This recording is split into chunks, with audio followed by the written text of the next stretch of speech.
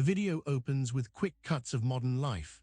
A phone buzzing incessantly, traffic jams, a person scrolling endlessly on social media, a hurried glance at a clock, a stressed face in a crowded elevator. The pace is fast, almost overwhelming.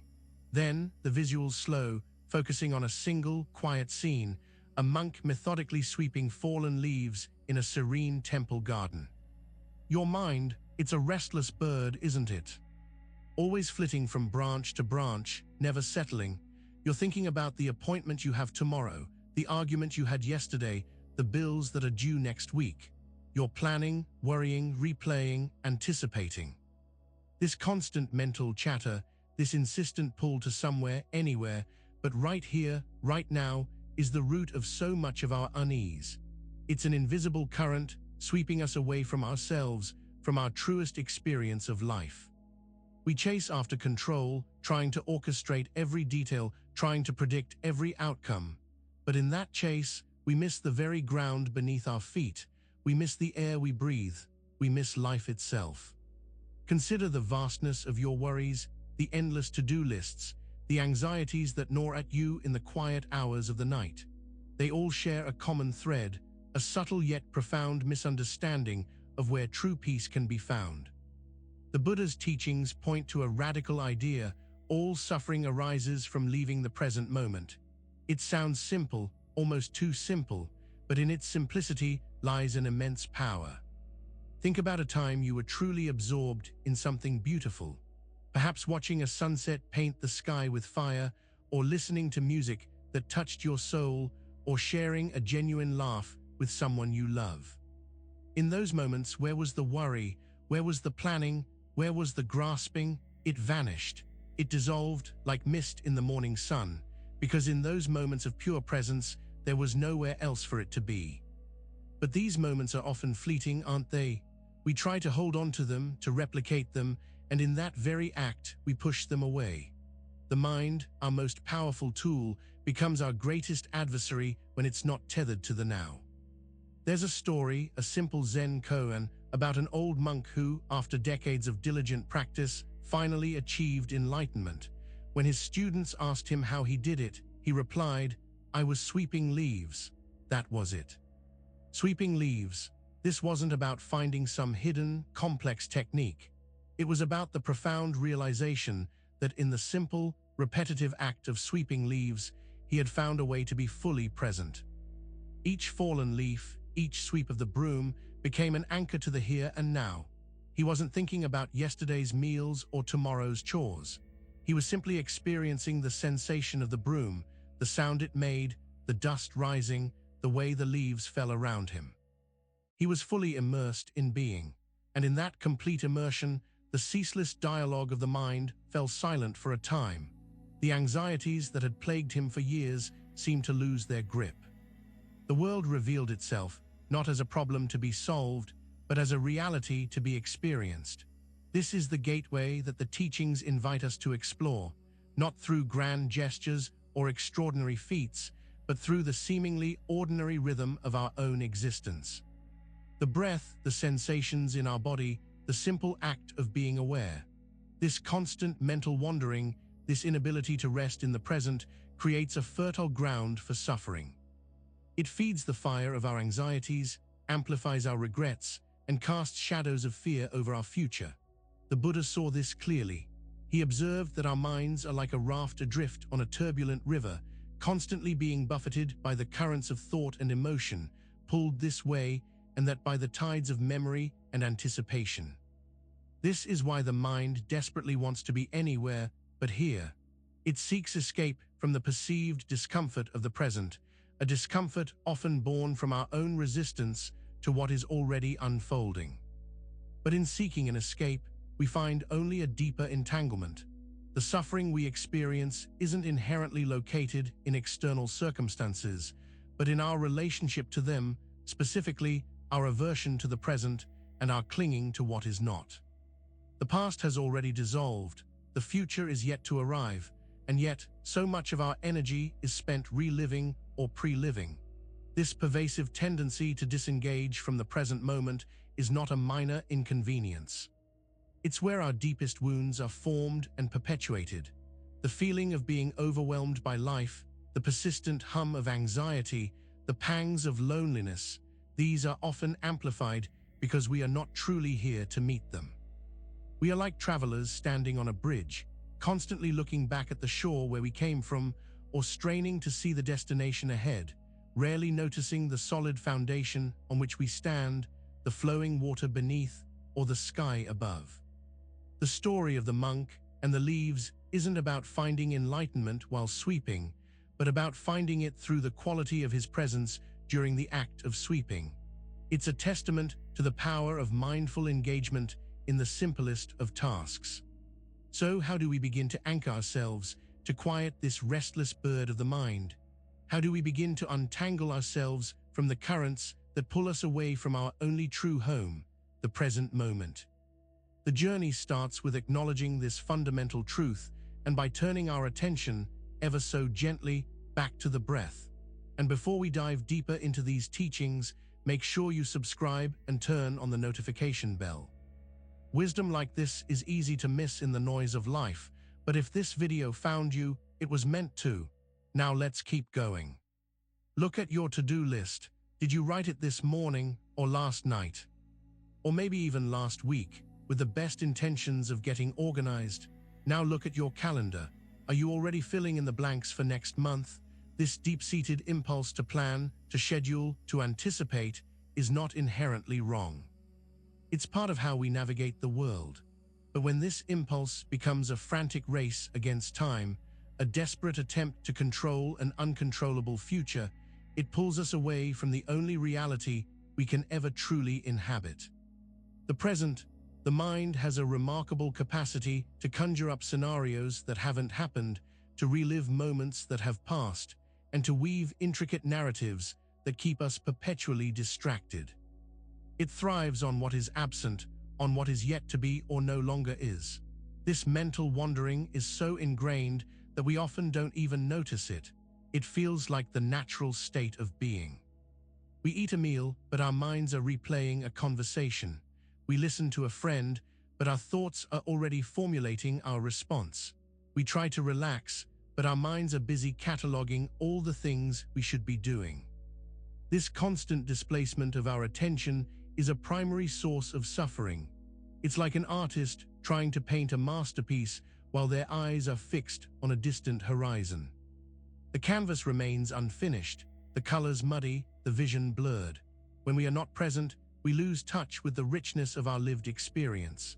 The subtle beauty of ordinary moments, the quiet joy of simple sensations, the deep connection that arises from genuine attention, these are all missed opportunities when our minds are elsewhere.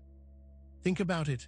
When was the last time you deeply felt the warmth of the sun on your skin, or truly tasted your food, or fully heard the laughter of a child?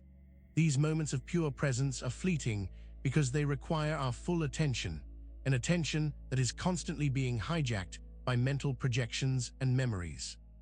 The Buddha taught that suffering is not an inherent part of existence, but an outcome of our conditioned responses. And one of the most fundamental conditioned responses is the mind's aversion to the present moment and its compulsive drive to escape into the past or future. This escape is often driven by a subtle, unacknowledged fear. A fear that facing the present moment might reveal something uncomfortable, something we're not ready to see or deal with. So the mind creates a diversion, a mental refuge in imagined pasts and futures. But this refuge is an illusion. The past is gone, a collection of impermanent echoes. The future is a projection, a canvas of possibilities that may never materialize. Clinging to either is like trying to grasp smoke. The monk sweeping leaves was able to find peace not because he was doing anything extraordinary, but because he was fully present in the act of sweeping. Each movement, each brushstroke, each fallen leaf was an invitation to be precisely where he was. His mind, for that period, was not adrift. It was anchored to the task at hand. And in that anchor, he found a stillness that transcended the usual turmoil of his thoughts. He wasn't escaping his life, he was fully entering into it. This is the crucial distinction. We often mistake mindfulness for an act of temporary escape, a way to get away from our problems. But it's actually the opposite. It's about facing our reality squarely and directly, whatever that reality may be at this very moment. The longing to be anywhere but here is a powerful force, but it's also a symptom. It's a signal that we are disconnected from our own lives, lost in the labyrinth of our own minds. It breeds a subtle restlessness, a feeling that something is missing, that life is happening to us rather than being lived by us.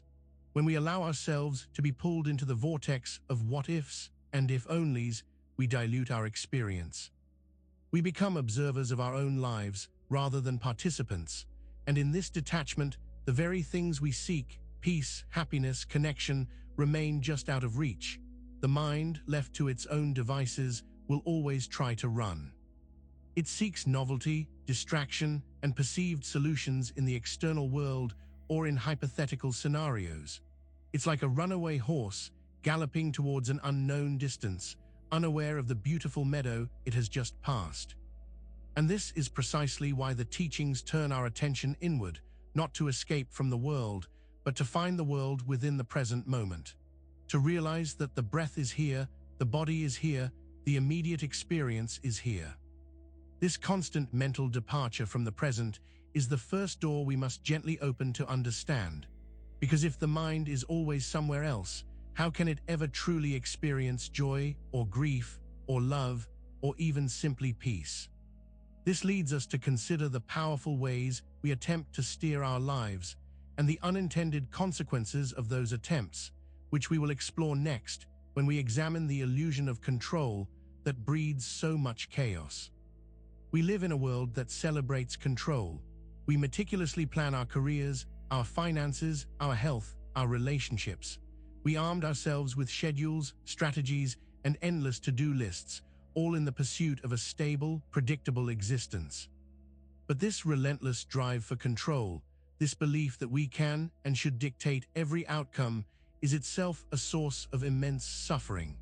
It's a tightrope walk over a chasm of the unpredictable, and the anxiety of potentially falling is a constant companion. When we are rigidly attached to a particular outcome, when we insist that things must unfold in a way that aligns perfectly with our plans, we set ourselves up for inevitable disappointment. The moment reality deviates even slightly from our script, chaos begins to brew. Think about it. You plan a perfect picnic only for the skies to open up. You meticulously prepare for a presentation and the technology fails. You invest all your hopes in a specific relationship and it takes an unexpected turn. In each of these instances, the initial suffering isn't the external event itself, but our internal resistance to it. It's the frantic mental scramble to regain control, the wave of frustration and anger that washes over us when our carefully constructed world crumbles. This is the illusion. We believe that by exerting enough effort, by being smart enough, by planning rigorously enough, we can shield ourselves from life's inherent unpredictability. We try to build dams against the ocean, only to be battered by the inevitable tides. The Buddha recognized this fundamental misunderstanding of reality. He saw that life is characterized by impermanence, by constant change. To expect otherwise, to demand predictability, is to fight against the very nature of existence. This fight creates a fertile ground for anxiety. We spend so much energy trying to prevent bad things from happening or trying to force good things to happen that we become perpetually on edge. We are constantly scanning the horizon for threats or yearning for a future moment of perfect happiness. Our pursuit of control often leads us to micromanage, to overthink, and to worry excessively. We second-guess ourselves and others, constantly trying to anticipate problems and steer every situation towards our desired conclusion. This mental gymnastics are exhausting and ultimately futile. The chaos isn't in the external events, it's in the internal storm we create when those events don't conform to our expectations. It's the tightening in our chest, the racing thoughts, the feeling of being overwhelmed. Consider the leaves falling in autumn. The tree doesn't fight it. It doesn't lament the loss of its leaves, or desperately try to hold on to them. It simply lets them go, knowing that this process is natural, necessary, and will ultimately lead to new growth. There is a deep wisdom in this yielding. Our human struggle arises when we try to mimic the tree by clinging, by resisting the natural shedding of moments, opportunities, or even beliefs.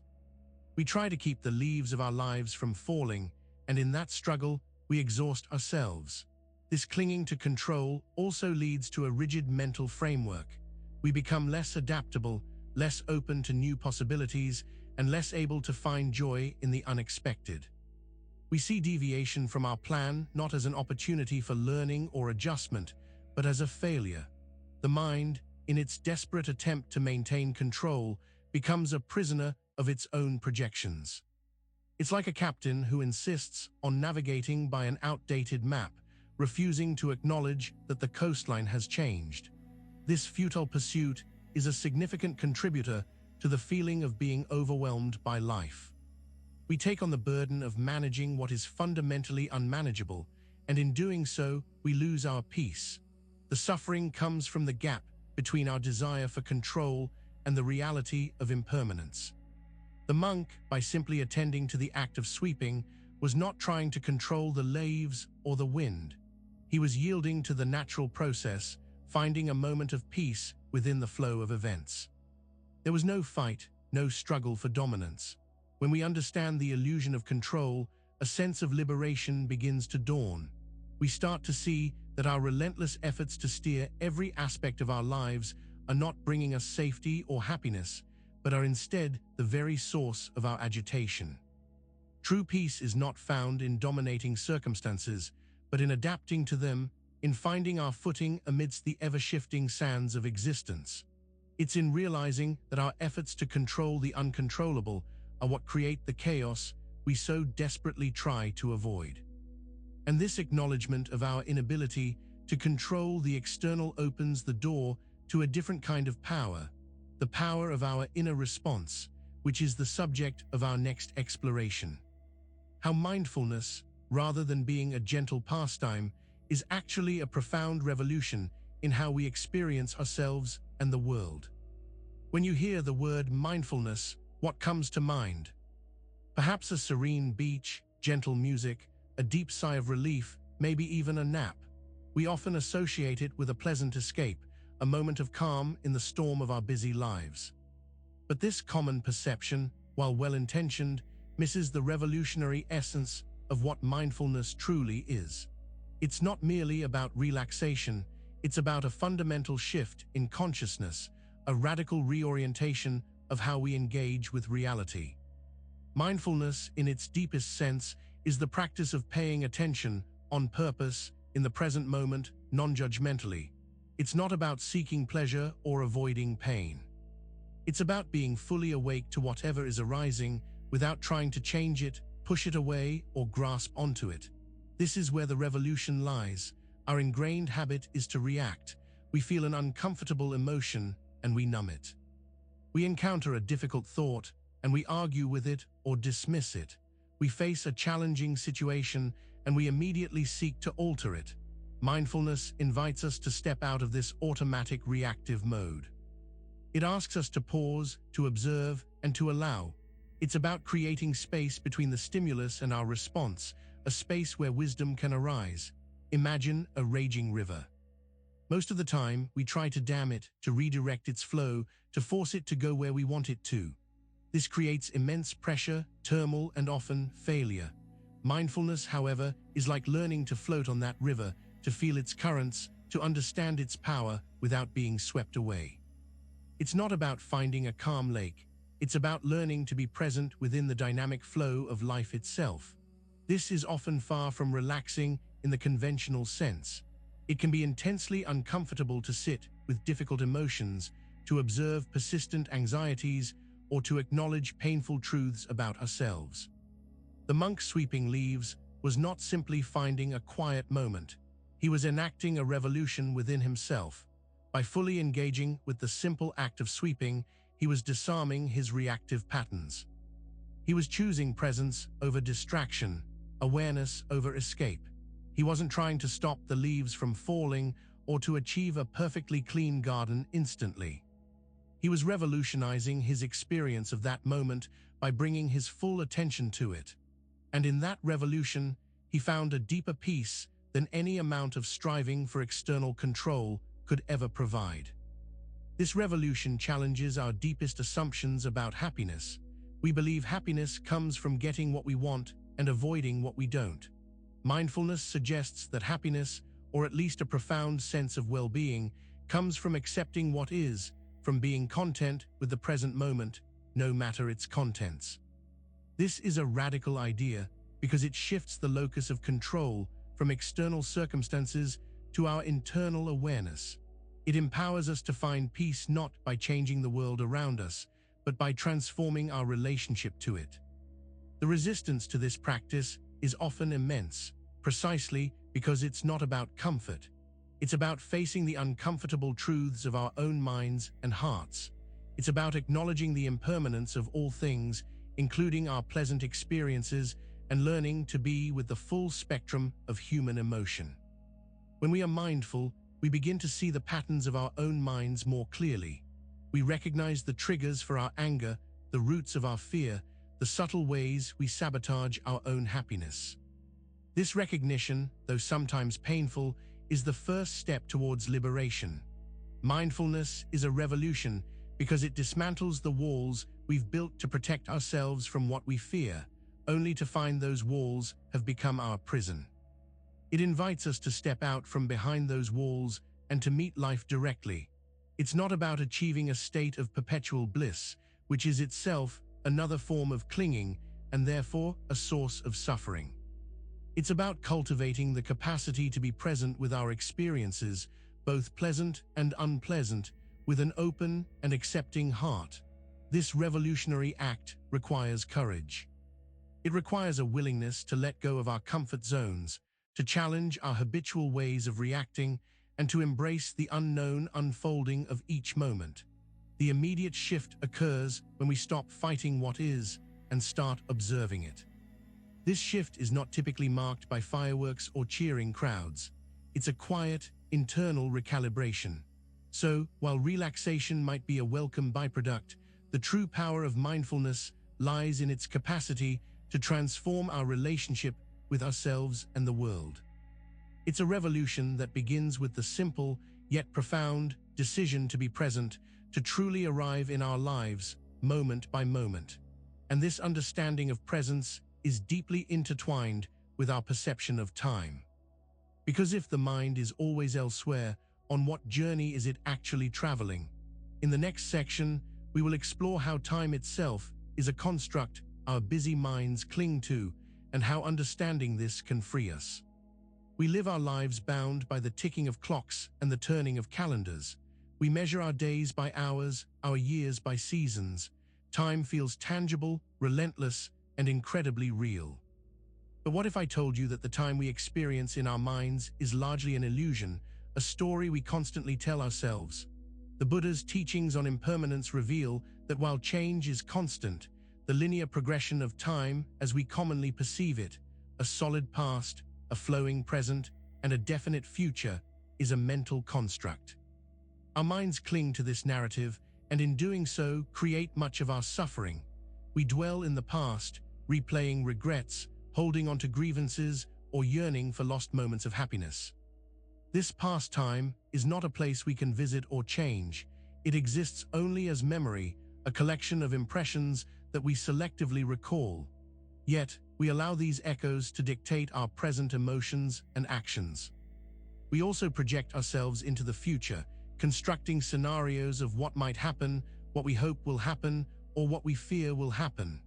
This future time is also an illusion because it has not yet occurred. It is a phantom realm of anxieties and desires. The only truly real moment is the present, but our minds are rarely content to stay there. They are constantly darting between the imagined past and the projected future, rarely settling into the immediate experience of now. Think about the monk sweeping leaves again. If he were truly caught up in the linear march of time, he might be thinking, "Yesterday I swept these same leaves, and tomorrow I will sweep them again." this is futile, or perhaps I should be meditating more deeply, not wasting time sweeping. But by being fully present, he transcends this linear perception. The act of sweeping becomes the entirety of his experience. There is no past sweeping to regret, no future sweeping to dread. There is only the sweeping that is happening right now. This clinging to a linear concept of time creates a sense of urgency, a feeling of always being behind, or a constant striving for a future state of happiness that never seems to arrive. We tell ourselves, I'll be happy when I get that promotion, when I find a partner, when I retire. But that when is always in the future, a future that exists only in our minds. And by the time we reach that imagined future, our minds will have already constructed a new when, perpetuating the cycle of dissatisfaction. Our attachment to time also fuels our fear of mortality. We grieve the passing of our youth, we dread the approach of old age, all because we perceive life as a finite quantity that is constantly slipping away. This fear is rooted in our identification with a persistent self that feels threatened by the inevitable changes brought by time.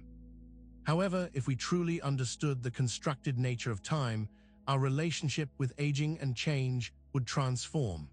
We would begin to see that each moment, regardless of its position in our mental timeline, is a unique opportunity for experience. The Buddha's teachings invite us to step out of this mental time machine, to recognize that the past is a story, the future is a dream, and the present is the only tangible reality. Our suffering often arises from treating our mental narratives of time as factual, as immutable. When we practice mindful awareness, we begin to observe the nature of our thoughts about time. We see how quickly our minds jump from one temporal concept to another. We notice the emotional weight we attach to these thoughts. This observation doesn't mean we abandon all planning or forget our past. It means we recognize these mental constructs for what they are and avoid letting them dictate our present experience. We learn to engage with the concept of time without being enslaved by it. The leaves falling in autumn are a perfect metaphor. They are in the process of change, a change that we label as time passing. But for the tree, it is not a problem. It is a natural phase. The tree is not lamenting the loss of summer. It is simply being in autumn. It is present with the current condition. Our clinging to a linear, objective concept of time is what creates the deep-seated anxiety about running out of time or wasting time. We feel a pressure to achieve, to experience, to do things within a finite frame, rather than simply being within the moments as they unfold. When we begin to see time as a fluid, subjective experience, rather than a rigid, objective framework, we unlock a profound freedom.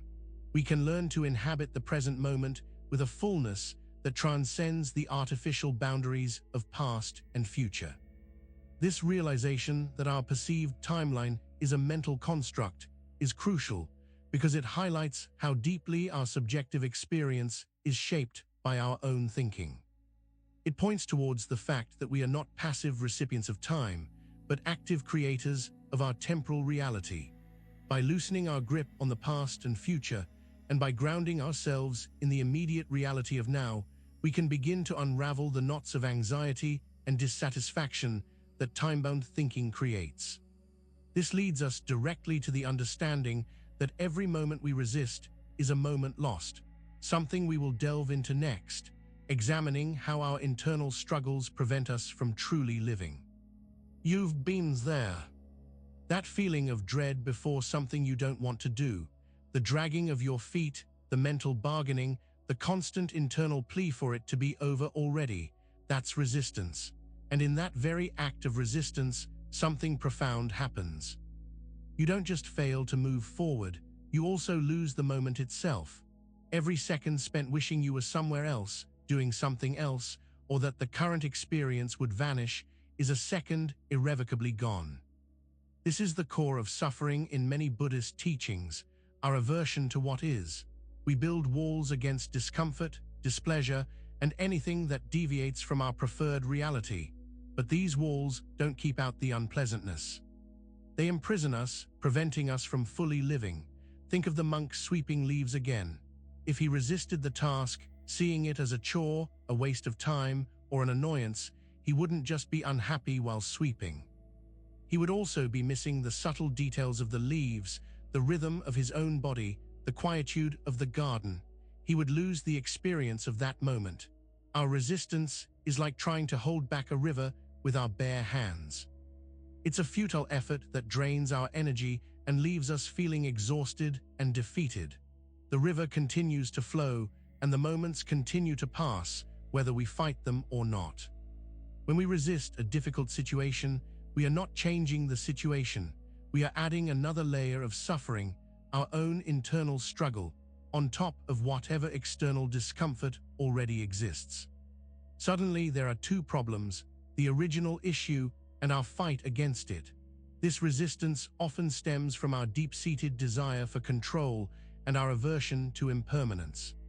We want things to be different than they are, or we want them to stay the same when change is inevitable. But life is in constant flux, and resisting this flow is like trying to stop the seasons. Consider the sensation of pain, physical or emotional. Our first instinct is to recoil, to push it away, to numb it. And while some immediate relief might be found, this reaction often prevents us from understanding the pain, from learning from it, or from the simple act of allowing it to be. In resisting, we prolong our suffering. This resistance is not about passively accepting injustice or harm. It is about acknowledging the present reality without the added burden of internal conflict. It's about meeting what is with awareness rather than with a knee-jerk aversion. When we resist, we are not truly present. Our energy is directed towards a mental battle, a conflict with what already is. This mental battle consumes our focus, our vitality, and our capacity to engage meaningfully with life. Every moment we spend wishing things were different is a moment where life is happening around us, but not necessarily through us. We become spectators of our own lives, alienated from our immediate experience by the force of our opposition. The beauty of the present moment, even when it contains challenges, is often lost when we engage in resistance. We miss the subtle lessons, the opportunities for growth, the quiet insights that can arise when we allow ourselves to simply be with what is. The leaves falling are a natural process. If the monk resists this, he is not only unhappy but also misses the visual poetry of the falling leaves, the quiet rustle, the way the light filters through them. He loses the moment. Our attempts to flee from discomfort or cling to pleasure create a constant tension. This tension is the resistance. It's the space between what we want and what we have, a space that we fuel with our mental struggle. When we learn to let go of resistance, we discover an astonishing capacity for peace. It doesn't mean the absence of challenges or discomfort. It means a change in our internal landscape, a lessening of the self-inflicted suffering that arises from our fight with reality. This willingness to meet experience rather than to push it away is a revolutionary act. It's an act of courage, of profound self-acceptance, and of deep engagement with the unfolding mystery of life. To cease resisting is to open the door to every moment. Each moment, no matter its character, becomes an opportunity for full experience, for learning, for growth, and for peace. It's about embracing the entirety of our existence, rather than allowing our resistance to carve out a hollow imitation of life. Understanding this profound loss inherent in resistance leads us to consider what truly remains with us, what is always present to anchor us in this ever-flowing stream of moments, which is where we will next turn our attention to the breath. Take a breath, feel the air enter your lungs, then leave. Simple, isn't it? We do it thousands of times a day, usually without a second thought. But this automatic, rhythmic act is far more than just a biological necessity. It is our most constant, accessible, and reliable companion. In the whirlwind of our thoughts, our anxieties, and our ever-shifting circumstances, the breath remains. It is always here in this moment, ready to be noticed. It doesn't disappear when we are sad or anxious or even when we are joyful. It is the steady rhythm of life itself. The teachings often emphasize the breath as an anchor to the present moment. Why? Because the breath is inherently present. It is happening now.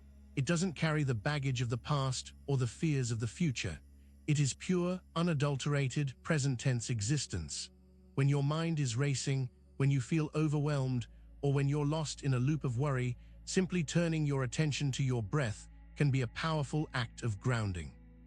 It's like coming back home after a long and disorienting journey. Let's return to the monk sweeping leaves.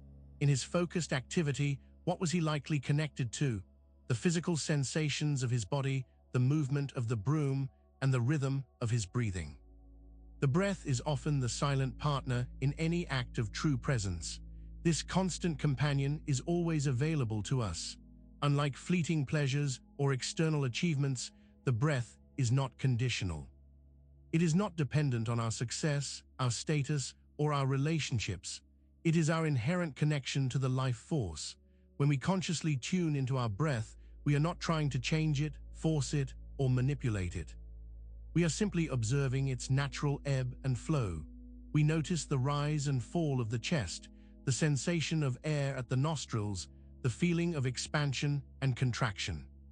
This simple act of observation can create a profound sense of calm. It interrupts the endless cycle of thought, providing a gentle space where our scattered minds can begin to settle. It's a tangible reminder that amidst the chaos, there is a steady, reliable presence within us. Often, we overlook this fundamental companion because we are so absorbed in the drama of our thoughts. We believe the story our minds are telling us is the most important thing, and we fail to notice the steady rhythm of our own being. The breath is not just a physiological process, it is a gateway to deeper awareness. By focusing on the breath, we practice attuning ourselves to the subtle rhythms of our bodies and minds. We begin to notice the nuances of our internal experience. This constant companionship offers us a path back to ourselves again and again. It's a reminder that no matter how lost we feel or how turbulent our inner world, this simple, life-giving breath is always here. It teaches us about impermanence in a very direct way. Each breath is unique. It arises, it exists for a brief moment, and then it passes. This constant cycle of arising and passing mirrors the nature of all phenomena. By observing the breath, we practice acceptance of this ceaseless change. This practice is not about achieving a perfect state of no thought, which is a misunderstanding. It's about developing the ability to return to the anchor of the breath when our minds wander. It's a practice of gentle, repeated redirection. The breath doesn't judge us, it doesn't criticize, it simply is. And in its steady, reliable presence, we find a profound sense of being held, of being supported, of being alive.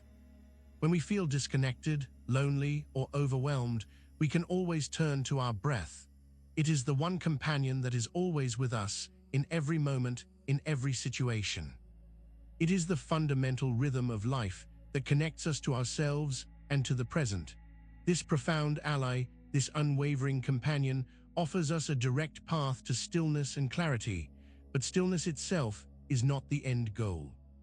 It is a space within which we can confront what has been avoided, which we will explore next, in our discussion on stillness as confrontation rather than escape. We often seek stillness as a respite, a quiet haven away from the noise and demands of life. We imagine it as a peaceful retreat, a place where our troubles melt away and we can finally relax. But this common understanding of stillness is often an illusion, a wishful thinking that can, paradoxically, lead to greater suffering. True stillness, as understood in Buddhist wisdom, is not an escape from our reality. It is a direct, unwavering confrontation with it.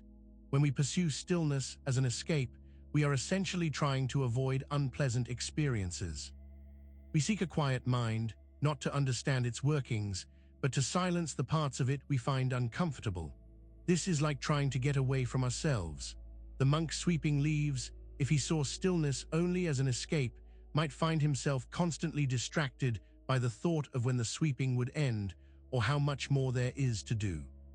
he would never truly be still.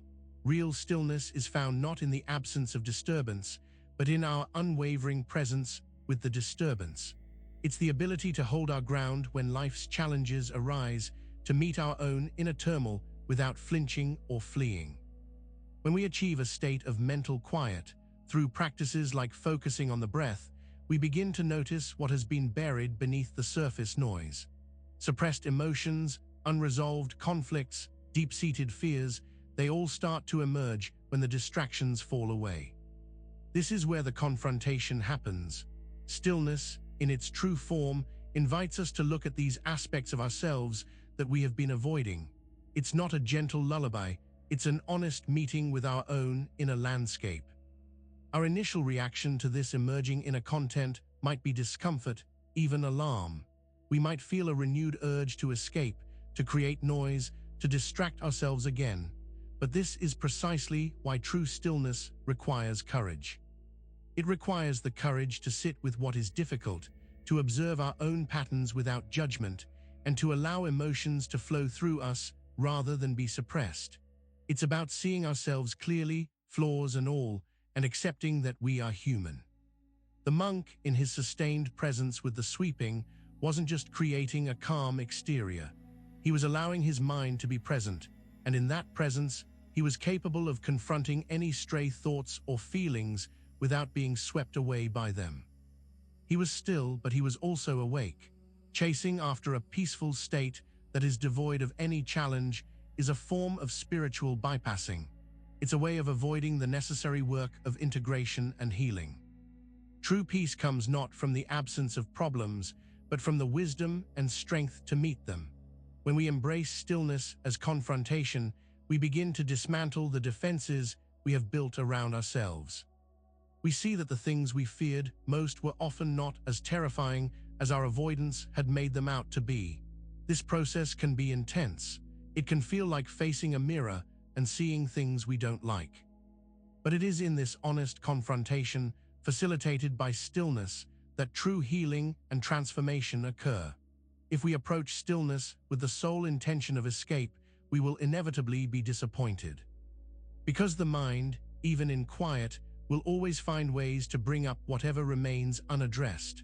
Stillness, therefore, becomes the crucible in which we confront these unresolved issues. This confrontation isn't about battling with ourselves. It's about creating a safe space to observe, understand, and ultimately release what no longer serves us. It's a process of gentle inquiry facilitated by the quietude we have cultivated.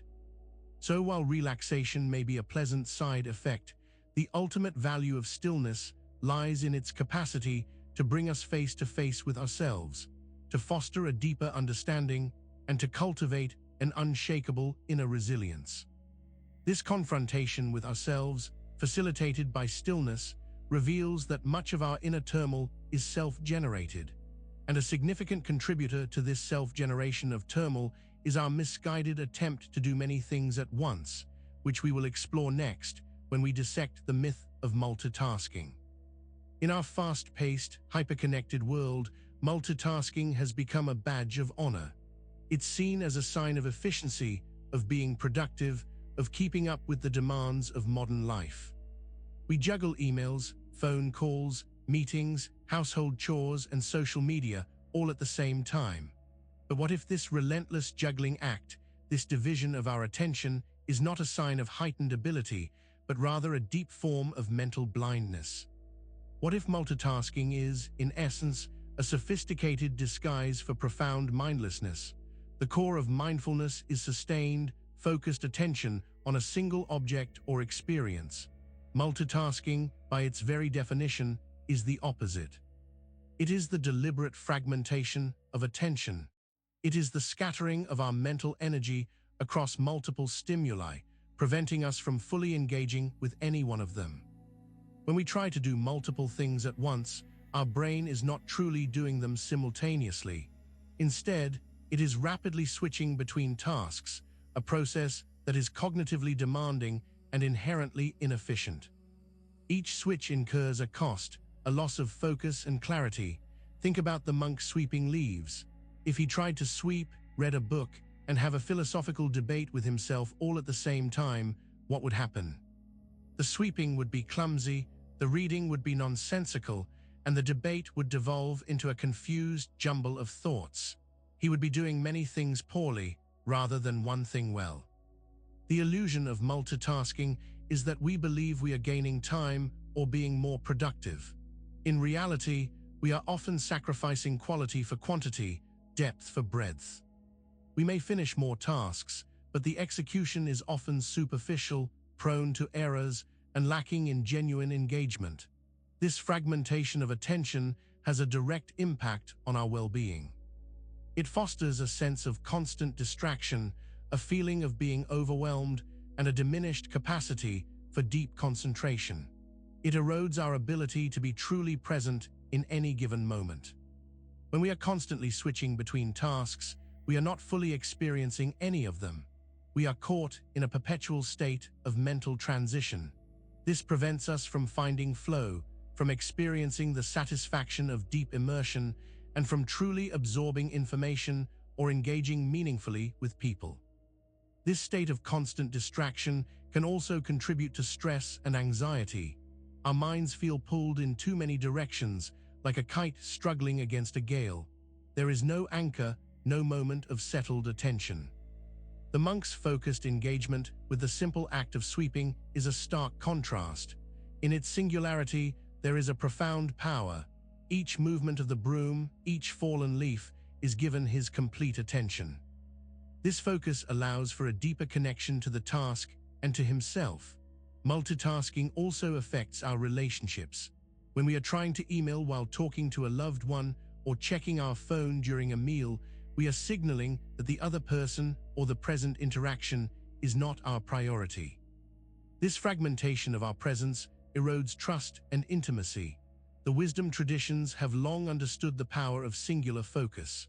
They recognize that true productivity and deep understanding arise not from scattering our energy far and wide, but from bringing it to bear with intention on a single point. The constant switching between tasks creates a kind of mental fatigue, a burnout that is not necessarily due to the volume of work, but to the inefficiency of how we are approaching it. Our minds are like muscles that are constantly being flexed in different directions, never getting a chance to rest and recover. So, while the world may praise the multitasker, the discerning mind understands that true efficiency and a richer experience of life come from embracing a more focused, deliberate approach. It's about doing fewer things better, not more things poorly. To practice mindfulness is to consciously resist the urge to multitask. It is to train ourselves to bring our full attention to one thing at a time, whether it's breathing, sweeping leaves, or listening to another person. This focused presence is the foundation of genuine wisdom and well-being.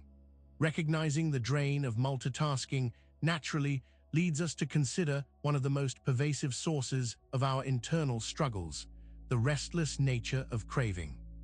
Because when we are not present, we are often driven by desires that are never truly satisfied, which is the focus of our next section. We are creatures of desire. From the moment we are born, we crave nourishment, comfort, connection.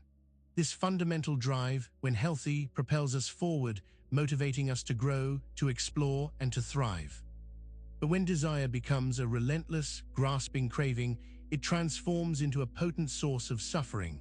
The Buddha identified craving, or tanha, as a primary cause of our dissatisfaction, but craving is often subtle. It's not always the obvious hunger for a treat or the desire for a new possession. Often, it's a disguised form of suffering, a desperate attempt to fill a void that cannot be filled by external things. We crave comfort, so we numb ourselves to difficult emotions. We crave security, so we cling tightly to what we have, fearing loss.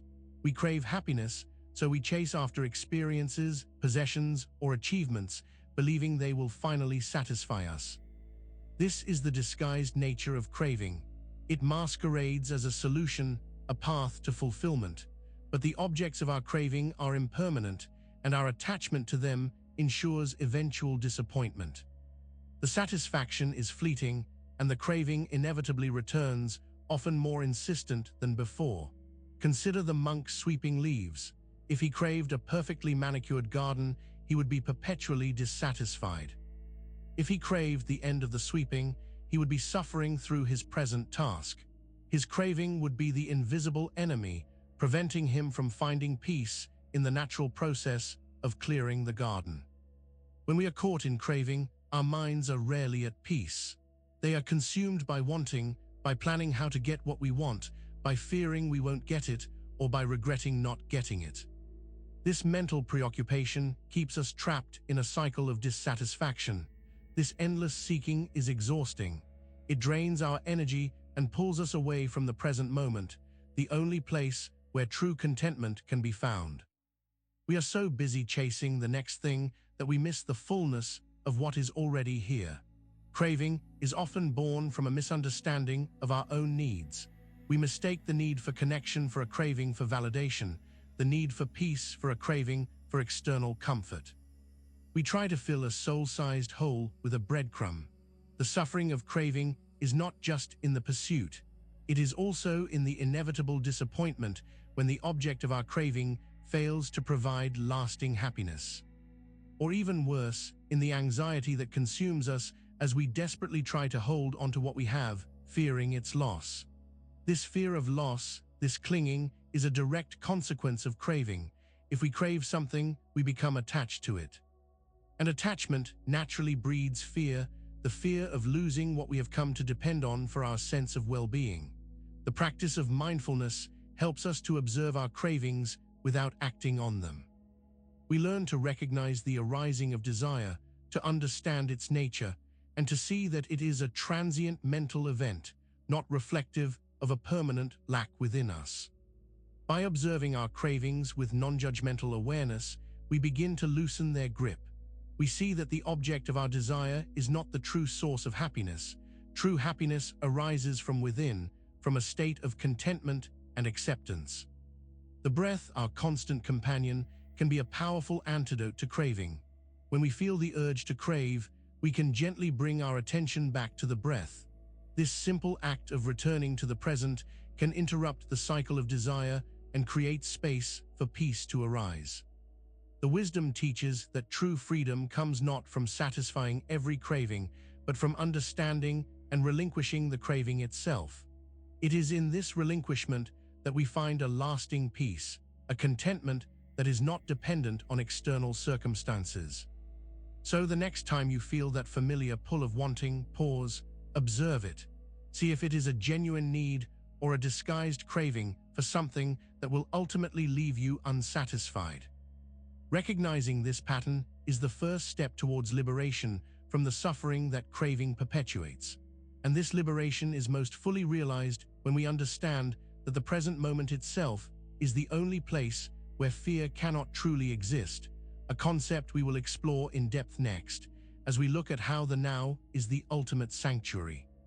Fear, it's a primal emotion, a survival mechanism that has kept humanity alive for millennia. It grips us when we perceive danger, when the unknown looms, or when we anticipate pain. But where does fear truly reside?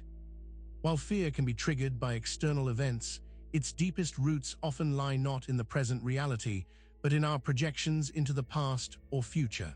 The present moment, when fully inhabited, is the only place where fear cannot truly take hold. Consider why this is so. Fear is an anticipation of something negative happening. It's a what if I fail, what if I get hurt, what if I'm not enough? These questions are always directed towards either a past failure or a future possibility. The past, by its nature, has already happened. We can learn from it, but we cannot inhabit it. The future, by its nature, has not yet arrived. It exists only as a mental construct, a landscape of possibilities that may or may not materialize. When we are fully present, truly anchored in the now, our attention is focused on what is actually occurring. We are experiencing the breath, the sensations in our body, the sights and sounds around us. In this state of keen awareness, there is no room for the imaginative leaps that fuel fear.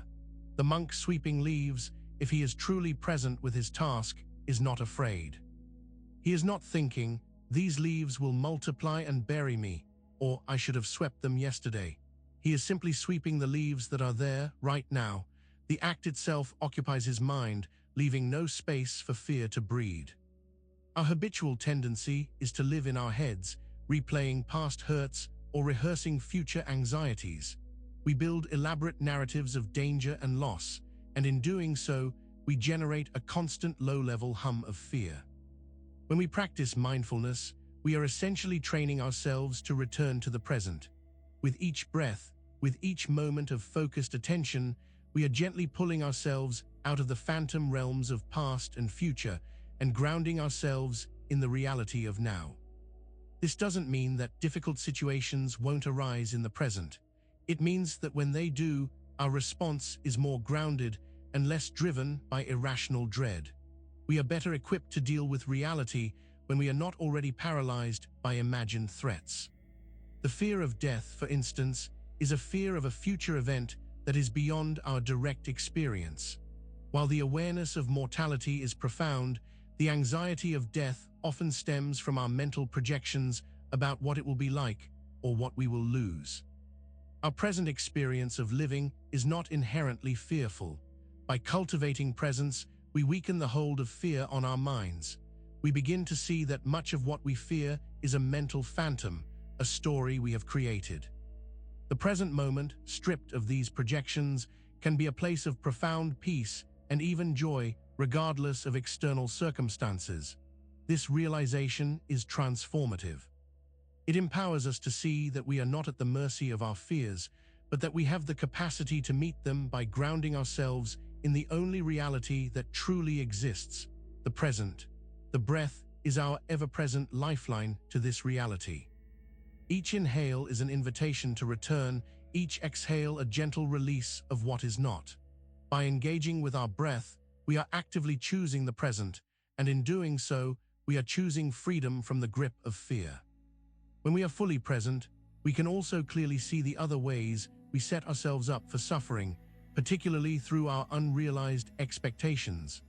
This is the subject of our next section, where we'll explore how these unmet expectations are essentially premeditated disappointments. We walk through life with a complex web of expectations. We expect people to act in certain ways, situations to unfold as we've planned, and the future to conform to our desires. These expectations, often unexamined, are the silent architects of much of our unhappiness. The Buddha's teachings highlight that suffering arises not from events themselves, but from our attachment to ideas about how things should be. When reality does not meet our expectations, we experience disappointment, frustration, and pain. Think of it this way: an expectation is a prediction about the future that we hold as a certainty. When that prediction inevitably fails to materialize, the disappointment is not a surprise. It is a premeditated outcome. We have, in essence, orchestrated our own suffering. The monk sweeping leaves, if he expects the garden to be perfectly clean after one sweep, will be disappointed. He will feel frustrated that his efforts have not yielded the perfect result he envisioned. This unmet expectation becomes the source of his suffering. He might crave a perfectly manicured lawn, but his mind is focused on the should-be, not the is. The reality of fallen leaves, the ongoing natural process, clashes with his mental blueprint, leading to discontent. Our expectations shape our perceptions. We often filter reality through the lens of what we want to see or what we believe should be seen. When reality deviates from this filtered view, we feel a sense of injustice or betrayal. This is particularly true in our relationships. We expect our loved ones to understand us perfectly, to always support us, to never disappoint us. When they inevitably fall short of these unrealistic ideals, we feel hurt and resentful. The core issue is our attachment to these mental constructs. We hold onto our expectations as if they are immutable truths rather than fluid predictions. This attachment makes us rigid, resistant to change, and vulnerable to the inevitable fluctuations of life. The present moment, when observed without the overlay of expectation, can be quite different. It can be rich, full, and even joyful, independent of whether it aligns with our preconceived notions. When we let go of our expectations, we create space for reality to surprise us, to delight us, to teach us. We become more adaptable, more resilient, and more open to the genuine experience of life. For example, anticipating that a difficult conversation will go poorly can be a self-fulfilling prophecy. The fear and anxiety generated by the expectation can lead us to act in ways that actualize that very outcome. The disappointment then feels inevitable because we helped create it. The practice of mindfulness helps us to observe these expectations as they arise. We can notice the thought, "This should be happening," or "They shouldn't be doing that," without immediately identifying with it or letting it dictate our emotional state. This observation allows us to challenge our assumptions. Are these expectations realistic? Are they serving us, or are they a source of unnecessary suffering? By asking these questions, we begin to gently loosen our attachment to them. The true freedom comes not from our circumstances always conforming to our desires, but from our ability to find peace and contentment regardless of how things unfold. This is the essence of acceptance, which we will explore next. Accepting that life doesn't always go according to our script doesn't mean resignation or complacency. It means acknowledging the reality of the present moment with all its imperfections without adding the burden of our unmet expectations. This shift from expecting to accepting is not a passive surrender. It is an active, profound engagement with life as it is, which is the path to true peace and resilience. And this journey from expectation to acceptance is deeply intertwined with the concept of waking up, which we will explore in the next section, understanding acceptance not as giving up, but as a powerful act of conscious awakening. We often misunderstand acceptance. The word itself can evoke a sense of resignation, of defeat, of passively surrendering to unfavorable circumstances. Just accept it, we might tell ourselves, hoping it will make the hardship disappear, even as we secretly resent the idea. But true acceptance, in the context of Buddhist wisdom, is far from giving up. Instead, it is a profound act of waking up to reality, a powerful spiritual revolution that liberates us from the internal suffering we create when we fight against what is. When we resist reality, when we rage against the storm, when we desperately wish things were different, we are expending immense energy in a futile battle. This constant internal struggle is the source of much of our misery. Acceptance, on the other hand, is about acknowledging the present moment with all its imperfections without a fight. It doesn't mean we like the situation or that we condone harmful actions. It simply means we recognize this is what is happening right now. Think of the monk sweeping leaves. He accepts that leaves fall. He doesn't fight the natural cycle, wishing it were eternal summer. He acknowledges the reality of autumn and the presence of leaves on the ground. This acceptance allows him to engage fully with the task of sweeping, rather than wasting energy wishing the leaves weren't there. This acceptance is not about resignation. It is about clarity. By accepting the present, we stop wasting energy on what-ifs and if-onlys. We free ourselves from the burden of wishing for a different reality and can then focus our energy on responding wisely to the actual situation.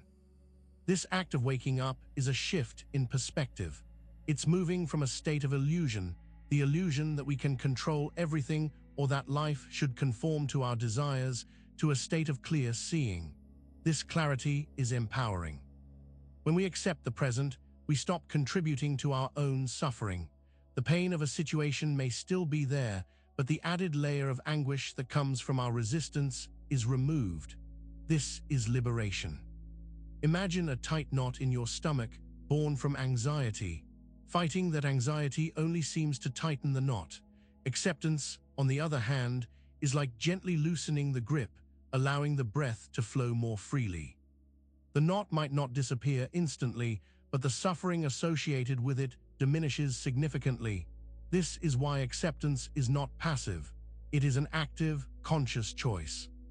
It's a courageous act of meeting reality head-on, without the armor of denial or the weapons of resistance. It's about showing up for our lives fully and honestly. The suffering that arises from unmet expectations is a direct result of a lack of acceptance. We expect a certain outcome, reality presents a different one, and our refusal to accept this difference ignites our distress. Acceptance is the cornerstone of moving forward constructively. Only when we acknowledge the current reality can we begin to take wise action. Fighting against what is simply freezes us in place, perpetuating the problem. This turning point, this act of acceptance, is often a moment of profound realization. It's the moment we stop fighting ourselves and begin to cooperate with the flow of life. It's the moment we truly begin to wake up to our potential for peace. And this waking up, this process of seeing clearly, leads us to the powerful practice of observation, which we will explore next, understanding how simply observing without judgment is the key to liberation. We spend so much of our lives reacting. We see something, we feel something, we think something, and immediately we jump to conclusions, form judgments, or plan our next move. It's an almost automatic sequence, a deeply ingrained habit. But what if there was another way? What if, instead of reacting, we could simply observe? What if we could train ourselves to witness our thoughts, emotions, and experiences with calm curiosity, without immediately getting swept away by them? This is the essence of profound liberation in Buddhist thought. Observing, without judgment, is the key that unlocks us from the prison of our own reactivity. It's the path to seeing things as they truly are, and in that seeing, finding freedom. When we simply observe, we create a vital space between ourselves and our experiences. We are no longer fused with our thoughts or emotions. We are the aware space in which they appear and disappear. Think again of the monk sweeping leaves. If he is truly observing, he's not just moving the broom. He's noticing the texture of the wood, the graceful arc of the bristles, the way the light catches the dust, the sound the leaves make as they are gathered. He is witnessing each element without needing to label it as good or bad, useful or useless. This observational stance is incredibly powerful because it interrupts the automatic pilot of our minds. It breaks the chain reaction that so often leads to suffering. We see a challenging thought arise, and instead of immediately engaging with it, judging it, or fearing it, we simply observe its presence. There is a thought of worry, we might note internally, and then we watch it. We see it form, we observe its content, and we witness its passing, much like watching clouds drift across the sky. This act of observation itself begins to dissolve the thought's power over us. This is liberation because it frees us from being slaves to our own mental processes. We realize that our thoughts are not facts, our emotions are not permanent states, and our experiences are not defining truths. They are simply phenomena passing through our awareness. The liberation comes from detaching our sense of self from these transient experiences. We are not our anger, we are not our fear, we are not our worries.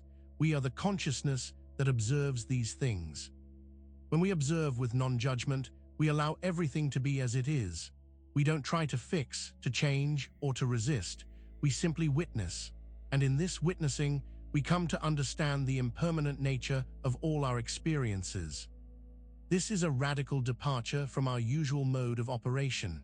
We are so conditioned to evaluate, to categorize, to label. We have opinions about everything, and this constant commentary prevents us from truly seeing. Observing is not passive inaction. It is an active engagement with reality, but an engagement rooted in awareness rather than reaction. It's the difference between wrestling with a storm and standing firm, watching it pass. The suffering we experience often comes from our resistance to witnessing. We don't want to see our own anger, our own jealousy, our own fear. So we distract ourselves, deny them, or lash out. But by observing, we begin to understand these parts of ourselves, and in that understanding, we find release. This practice of observation cultivates equanimity, a balanced, steady state of mind that is not easily disturbed by the ups and downs of life. It's a profound inner stability that arises from the realization that we are the unchanging witness, even as life flows around us. So, the next time you find yourself reacting, try this: pause, take a breath, and simply observe. Observe the thought, the emotion, the sensation, without getting caught up in it. This simple act of witnessing is the beginning of your liberation. This liberating power of observation is intimately connected to how suffering itself is generated and perpetuated. Because if observing is liberation, then what perpetuates suffering? In the next section, we'll explore how our suffering grows in the realms of the future and the past. We often point to external events as the source of our suffering. A lost job, a broken relationship, a financial setback. And while these events can be painful, the enduring agony, the deep-seated ache that lingers long after the initial blow, often grows not in the event itself, but in the fertile ground of our own minds, specifically in our mind's tendency to dwell in the past and the future. The present moment, when experienced directly, is often manageable. A difficult task can be faced one step at a time. A momentary pain can be endured. But when we project these experiences into a perpetual past of regret or into a catastrophic future of dread, we amplify them, transforming fleeting discomfort into chronic suffering. Consider the past. We replay mistakes, rehash arguments, and mourn lost opportunities. This mental rumination, this act of dwelling in what has already transpired, is like constantly reopening a wound. The past is gone.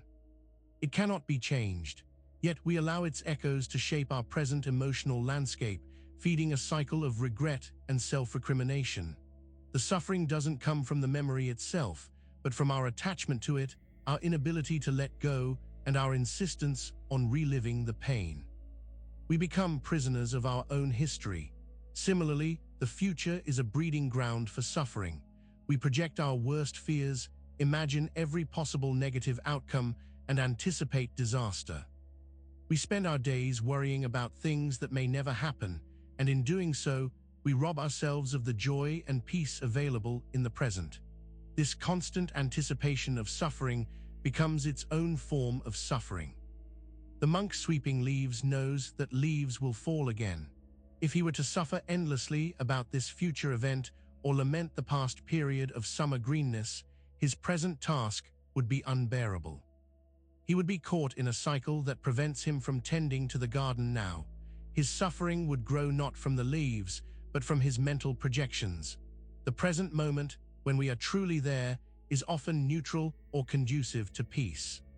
It is in the mental space we create around the present, the attachment to past narratives, and the projection into future anxieties, that suffering flourishes. Our minds are like fertile soil. If we constantly plant seeds of regret, worry, and what-ifs, we will inevitably harvest a crop of suffering. We are, in essence, the gardeners of our own pain. The practice of mindfulness is the antidote. It is the gentle act of turning our attention back to the present moment, again and again. It is the practice of tending to the garden now. When we notice ourselves dwelling in the past or the future, we can acknowledge it without judgment. My mind is in the past right now, or I am worrying about the future. Then, with gentle intention, we can guide our awareness back to the breath, to our physical sensations, to the immediate environment. This is not about denying the importance of learning from the past or preparing for the future. It is about recognizing that these mental excursions are often unproductive loops that generate suffering and prevent us from living fully in the only time that is ever truly real. By anchoring ourselves in the present, we observe the past as memory and the future as possibility, but we refuse to let them dictate our emotional state. We prevent the seeds of suffering from taking root in unproductive temporal soil. This deliberate cultivation of present-moment awareness allows us to experience life more fully, to respond to challenges with greater wisdom, and to find a profound sense of peace that is not dependent on external circumstances or temporal projections. Understanding how suffering grows in these temporal realms inevitably leads us to the practical application of these insights. For if we are to cultivate peace, it requires more than just fleeting moments of awareness. It requires consistency, which is the subject of our next section. We've explored the power of presence, the illusion of control, and the nature of craving. We've seen how the breath can be our anchor and how observing can bring liberation. But there's a crucial element missing if these insights are to take root and truly transform our lives: consistency. Mindfulness is not a quick fix, a one-time dose of peace. It is a practice, much like learning an instrument or honing a craft. And like any practice, its power and efficacy grow with sustained, consistent effort. Imagine a gardener who plants a seed with great care but then never waters it. Or a musician who practices scales for one day and expects to play a symphony the next. The results will be meager, if any. Similarly, mindfulness, practiced sporadically, will yield only superficial benefits. When we practice mindfulness only when we feel stressed or overwhelmed, it's like trying to swim only when you're already drowning. The skill, the strength, and the familiarity with the water are not there when you need them most. Consistency doesn't necessarily mean long, arduous sessions. It means showing up day after day, even for just a few minutes. It means integrating mindfulness into the fabric of our daily lives, not as an occasional event, but as a continuous thread. This consistent practice is what gradually rewires our brains. It strengthens our capacity for attention, calms our nervous system, and helps us to de-escalate from impulsive reactions.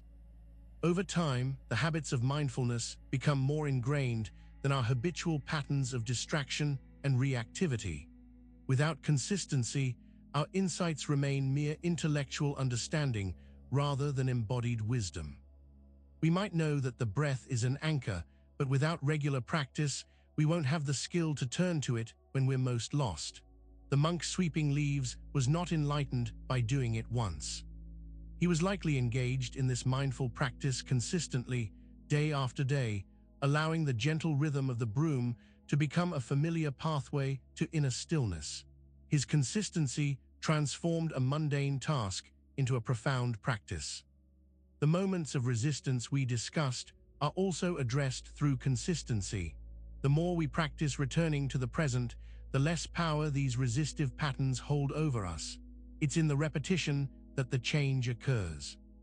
Consistency also builds resilience. When we face challenges, and we will, a consistent mindfulness practice provides a stable base from which to meet them. It's like having a well-developed muscle that can withstand strain. The tendency to abandon practice when it feels difficult or unproductive is a common pitfall. This is precisely when consistency is most vital. It is in those moments of challenge that the practice often yields its most profound lessons. Recognizing the need for consistency is crucial. It's the bridge between knowing and doing, between aspiration and realization. Without it, the beautiful teachings of presence and awareness remain just that, thoughts, rather than integrated ways of being. It's in the steady, daily commitment that the subtle shifts begin to happen. The quickening of our awareness, the quieting of our inner dialogue, the growing capacity for peace. These are the fruits of consistent practice. And this consistent cultivation of presence begins to touch upon something fundamental about our sense of self. Because when we are truly present, we begin to see the ephemeral nature of the I we so strongly identify with, which we will explore in our next section on the ego. We often talk about our ego as if it's a distinct entity, a separate part of us that sometimes gets in the way. But the ego, in a broad sense, is our constructed sense of self, our narrative of who we believe we are. It's the story we tell ourselves about ourselves. This narrative is largely woven from memories of the past and projections into the future. Our ego thrives on continuity, on a stable sense of identity. It needs a past to say, "This is where I came from," and a future to say, "This is where I am going." The present moment, with its inherent impermanence and flux, is a challenging environment for this constructed self. The ego craves definition, permanence, and a sense of being separate and special. The present moment, however, is characterized by change, by interconnectedness, and by a fleeting quality that threatens the ego's foundation. Consider how the ego operates. It clings to achievements, identifies with successes, and is deeply pained by failures. It constantly compares itself to others, seeking validation and affirmation. All of these operations are rooted in a temporal narrative, the sum of past experiences and the hope for future recognition. When we are deeply present, truly inhabiting the now, our usual egoic defenses begin to dissolve. Our sense of identity shifts from the rigid story of who we are to the fluid experience of being. The need to be special, separate, or superior diminishes. The monk sweeping leaves, if he is truly present, is not concerned with his ego's status. He is simply engaged in the act of sweeping. His identity is not tied to being master sweeper or enlightened monk who sweeps. It is moment-to-moment being in action. The ego's fear of the present moment is understandable. The present is the realm of impermanence. It is where we confront the fact that nothing lasts, not our successes, not our glories, not even our perceived self. This can be terrifying for a construct that is built on the assumption of permanence. When we are mindful, we begin to see the ego's machinations more clearly. We observe its attempts to assert itself, to grab attention, to protect its fragile identity. But by observing, we also realize that we are not that ego. We are the awareness looking at it. This realization is a profound form of liberation. It's a loosening of our identification with the stories we tell ourselves, the roles we play, and the judgments we hold. It's a stepping back from the constant effort to curate and defend a fixed self. The ego can't sustain itself in the present moment because the present moment is pure experience, unadulterated by the past or future. It is a state of being, not a narrative, and the ego is fundamentally a narrative construct. This doesn't mean the ego disappears entirely, but its power over us diminishes. We learn to see our thoughts and our self-narratives as phenomena, not as the totality of our being. We become less identified with the fleeting characteristics that make up the ego. When we practice consistency in mindfulness, this understanding deepens. The more we inhabit the present, the less the familiar stories of the ego hold sway. We begin to experience a sense of liberation from the constant need to prove ourselves or to defend our identity. The present moment is a sanctuary from the ego's relentless demands. It is a space where we can simply be, unburdened by the weight of our past selves and the anxieties about our future selves. It's a return to a more fundamental, less constructed form of existence. This shift in consciousness from the ego-bound self to the present moment awareness transforms our experience of the ordinary. Because when we release the ego's grip, even the most mundane activities become sacred, which is our next topic.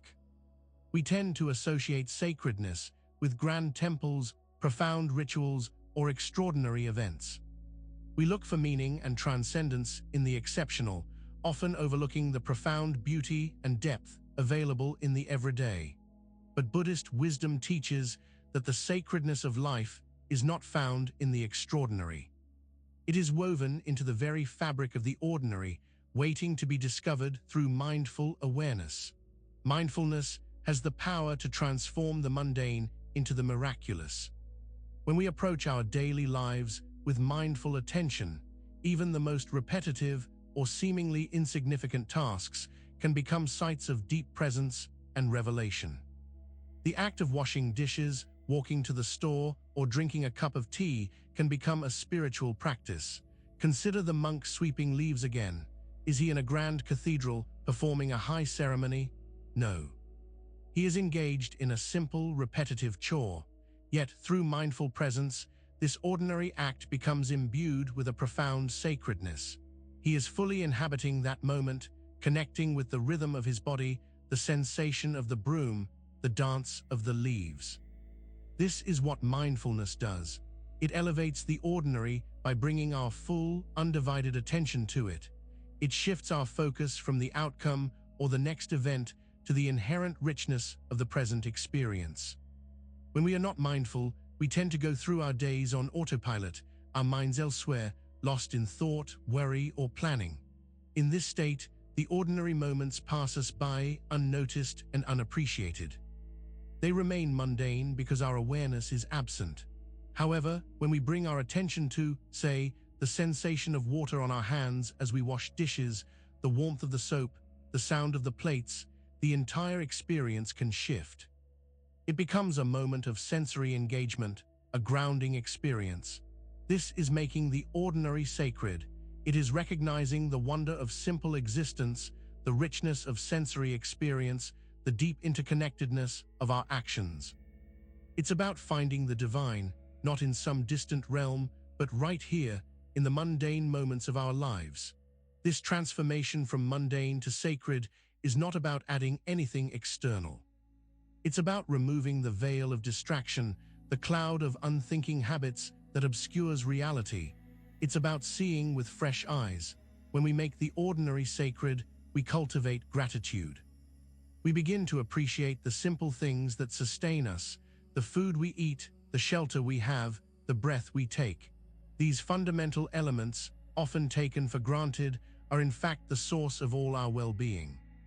This practice transforms our relationship with time. Instead of rushing through the ordinary to get to the important or special moments, we find that every moment, when lived mindfully, holds its own unique preciousness. The ego, obsessed with status and exceptionalism, often struggles with making the ordinary sacred. It craves the extraordinary, the noteworthy. But mindfulness teaches us that true richness is found not in constantly seeking the exceptional, but in deeply inhabiting whatever is present. By weaving mindfulness into the fabric of our daily lives, we imbue even the most routine activities with a sense of purpose and wonder. We discover that the extraordinary is not separate from the ordinary, but is, in fact, its deepest essence revealed through awakened attention. This realization that peace and sacredness are not found in the future, but are already present, leads us to the profound understanding that peace can't be found, it can only be returned to. This is the subject of our next section. We are conditioned to believe that peace is something we must acquire, something we must strive for, something out there waiting to be discovered. We search for it in careers, relationships, possessions, or profound experiences, believing that one day we will finally find it. But Buddhist wisdom offers a radical, yet deeply liberating perspective. Peace cannot be found because you already possess it. It is not something to acquire, but something to return to. It is our natural state, obscured by the noise and distractions of our busy minds. Think of it like a clear sky. Clouds are always present, obscuring the blue expanse. We can try to chase away the clouds, to rearrange them, to wish them gone. But the blue sky itself is always there, unchanging, eternal. Peace is like that blue sky. Our thoughts, worries, and attachments are like the clouds. The struggle to find peace is in itself a source of conflict and suffering. It implies a lack, a deficiency, and a need for external acquisition. This very search keeps us from noticing the peace that is already present within us, beneath the surface of our mental activity. The monk sweeping leaves, when he was truly mindfully engaged, wasn't trying to find peace. He was simply engaged in the act of sweeping. In that engaged presence, any anxiety or turmoil would naturally subside, revealing the underlying peace that was always available. He returned to it by being fully present. This return to peace happens when we stop the frantic search and begin to simply be. It happens when we turn our awareness inward, not to excavate some hidden treasure, but to recognize the stillness that is already the foundation of our being. When we practice mindfulness, we are not trying to create a new state of peace. We are practicing the art of letting go of the things that obscure it. We are gently gathering the clouds, not to destroy them, but to allow the underlying sky to be seen. This means accepting that thoughts will arise, emotions will fluctuate, and life will present challenges. Peace is not the absence of these things, but the ability to remain centered and steady amidst them. It's like learning to stand firm in the wind, rather than trying to stop the wind from blowing. The ego, with its constant need to achieve and acquire, struggles with this concept. It wants to be credited with finding peace, to have a narrative of conquest. The idea that peace is simply our natural inheritance, requiring only the cessation of obstruction, can feel anticlimactic to the ego's desire for a grand journey. But the true grandeur lies in this realization: the peace you seek is not in some future destination, but in the very ground of your present experience. It is the quiet space between the inhales and exhales, the stillness beneath the surface of your thoughts. To return to peace, we must cultivate consistency. We must gently and persistently practice turning our attention away from the clouds of worry and grasping and towards the ever-present blue of our own awareness. It is a process of unlearning the habit of searching and learning the art of residing. It is discovering that the calm you've been seeking has been within you all along, waiting for you to simply stop looking for it and instead to be present with it. This realization that peace is already within us is profoundly empowering, but our minds are still prone to disturbances. And one of the most common disturbances that clouds our inner sky is judgment, which we will explore next as we see how it obscures our mindfulness. Our minds are constantly busy, not just with thoughts, but with evaluations. We categorize, label, and judge everything and everyone we encounter, including ourselves. This ingrained habit of judgment is a thick fog that obscures our ability to see clearly and to be truly present. Mindfulness, at its core, is about non-judgmental observation. It's about witnessing reality as it is, without overlaying our opinions, biases, or criticisms. When we judge, we immediately create a separation between ourselves and the object of our judgment. We are no longer simply observing, we are reacting from a place of ingrained belief or preference. Think of the monk sweeping leaves.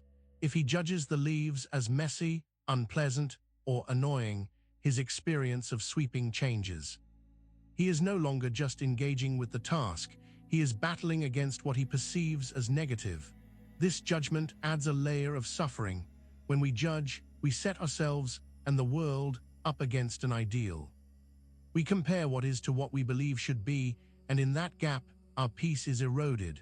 This creates a constant internal friction, a subtle but persistent unhappiness. Judgment also makes us resistant to learning and growth.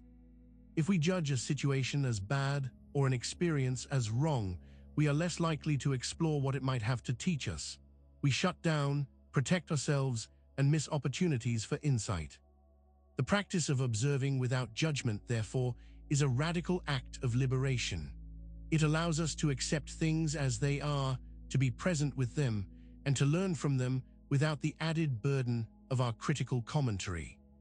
This doesn't mean we abandon discernment or ethical understanding.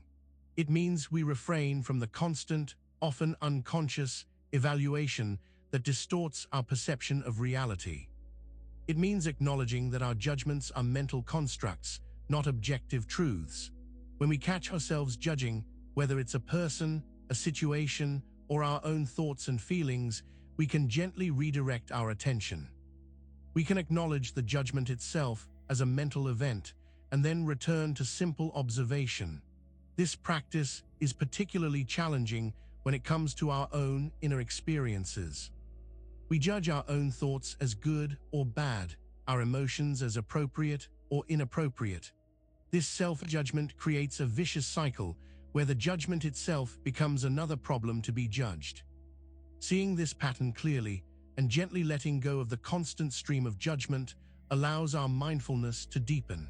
It's like clearing away debris from a window, allowing us to see the scenery outside with greater clarity.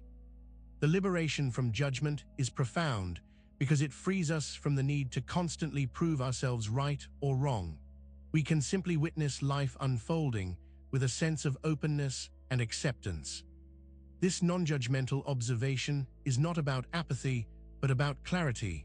It's about seeing clearly without the distortions of our personal filters, allowing us to respond to life more authentically and wisely. And as we develop this capacity for clear, non-judgmental observation, we begin to notice how much of our inner life is driven by habit and conditioning. This brings us to the next section: the understanding that monotony can actually be a test of our consciousness. In our pursuit of novelty and excitement, we often recoil from monotony. Routine tasks, predictable environments, and repetitive patterns can feel like a drag, an enemy of engagement, a sign that something is wrong. But what if these very experiences of monotony are actually crucial tests of our consciousness? The Buddha's teachings, while embracing moments of profound insight, also emphasize the importance of integrating wisdom into the entirety of our lives, including the seemingly dull and repetitive aspects. It is in these moments of monotony that our commitment to mindfulness is truly tested. When we are presented with something new or stimulating, our minds are naturally drawn to it. Our attention is easily captured. But when faced with the ordinary, the familiar, the repetitive, our minds tend to wander even more freely, seeking distraction and novelty. This is precisely where our capacity for sustained mindful presence is challenged. Think of the monk sweeping leaves. For him, this is likely a repetitive task, performed day after day, year after year. If he viewed it only as monotony, he would resist it, his mind would drift, and he would find no peace. But by treating it as a test of his consciousness, he could engage with it fully. Monotony invites us to go deeper. It challenges us to find richness in simplicity, presence in repetition. Instead of demanding external stimulation, it asks us to cultivate an inner richness, an ability to be fully engaged regardless of the external landscape. This is where consistency in mindfulness practice becomes paramount. Showing up for the repetitive tasks with mindful attention rather than resisting them strengthens our mental muscles and deepens our inner resilience. When we approach monotony with resistance, we create suffering. We lament the lack of change, the absence of stimulation. We feel bored, restless, and dissatisfied. This is the mind's habitual reaction to the predictable. However, when we consciously choose to be present with monotony, we begin to discover subtle nuances we might have missed.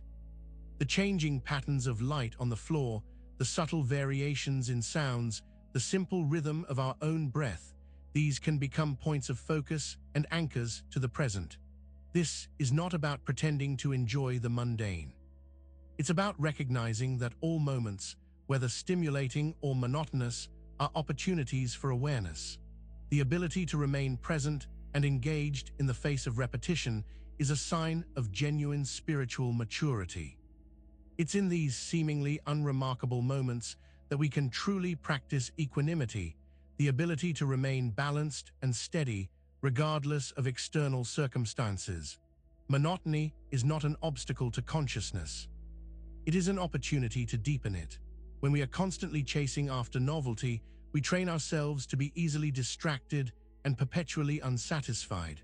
By embracing monotony with mindful presence, we train ourselves to find contentment and peace within the ordinary, the reliable, the ever-present rhythm of life. This ability to find depth and meaning in the seemingly unremarkable is not just about passing a mental test. It's about cultivating a fundamental shift in our perception, a shift that can foster a profound sense of inner peace, even amidst outward sameness. And this cultivation of inner peace, this ability to meet life fully, is the fertile ground from which compassion arises. Because when we are truly present and aware, we naturally extend that awareness outwards, which is the subject of our next section. We often think of compassion as an act of reaching out, of extending kindness and empathy to others. And while that is certainly a vital part of it, true compassion, in its deepest sense, begins not with others, but with ourselves, and specifically with our presence.